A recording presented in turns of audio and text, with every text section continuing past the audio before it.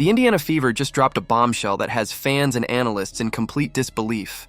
4 players, Sydney Colson, Odyssey Sims, Brianna Turner, and Lexie Hull, are now gone, leaving the roster with more holes than answers. It's not just a typical offseason shuffle. This feels like a full-blown crisis disguised as strategy. For a team that finally found momentum last year, this sudden shakeup has thrown everything into chaos. The front office keeps calling it business, but let's not sugarcoat it. It's panic mode. And at the center of it all stands Caitlin Clark, the rookie phenom who turned Indiana basketball into must-watch television, now surrounded by uncertainty that could unravel everything she helped build. Last season was supposed to be the turning point. Even without Clark for stretches due to injuries, the Fever fought tooth and nail into the WNBA semifinals. They pushed the defending champion Las Vegas Aces to 5 games, something nobody saw coming. The heart, the grit, the energy, it was all there. And it was because of players like Odyssey Sims and Brianna Turner stepping up when everything seemed to be falling apart. These weren't benchwarmers or role fillers. They were the backbone that kept Indiana competitive through injuries, fatigue, and league drama. Losing them now isn't just losing talent. It's losing identity, leadership, and cohesion. But here's where it gets even messier.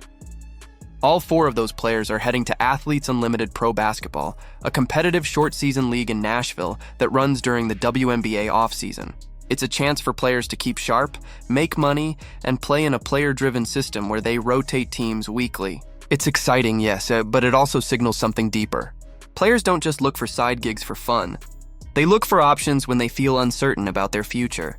And since all 4 are now unrestricted free agents, they're free to sign anywhere once the WNBA's free agency window opens. That window happens to be right around the time AU begins.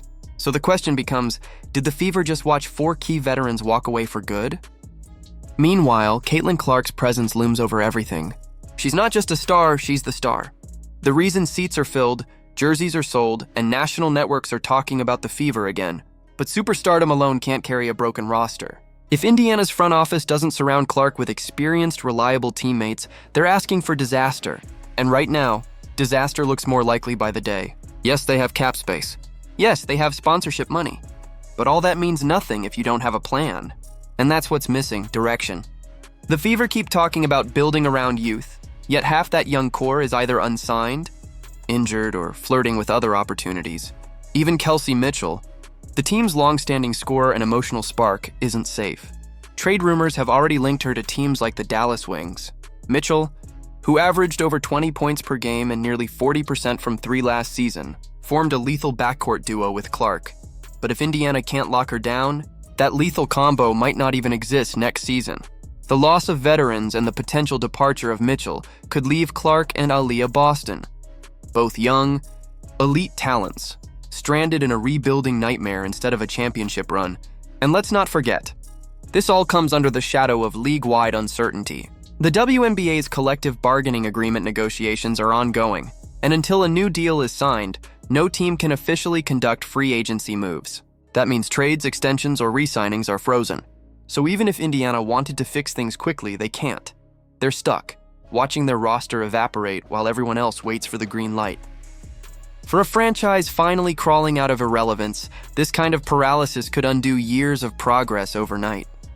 Coach Stephanie White is another piece of this puzzle that's getting overlooked. Her system worked just well enough to make the Fever relevant again, but it has limits. She's not working with a deep bench anymore, and without consistent shooters or veteran anchors, her playbook starts to crack under pressure. White's experience should help, but coaching doesn't solve everything when the front office keeps pulling the rug from under you. If management doesn't reinforce her roster with smart acquisitions and tough defenders, no amount of strategy will save them from getting outgunned by elite teams like the Liberty or Aces. The irony in all this is staggering.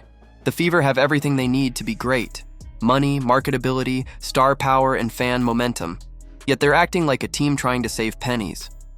Caitlin Clark and Aaliyah Boston should be surrounded by top-tier veterans and sharpshooters, not left wondering who's still on the team next month. Fans are losing patience. Social media has turned into a war zone of frustration and disbelief. One minute it's optimism about Clark's recovery. The next, it's panic over losing 4 more players before training camp even starts. And honestly, you can't blame the fans. They've been through this cycle too many times. A promising season, a bit of hope, and then collapse. It's the same story, different year. The Caitlin Clark era was supposed to change all that. Her arrival was meant to symbolize stability, investment, and the start of something big. Instead, it feels like the Fever are wasting that momentum, turning potential into another what could have been chapter.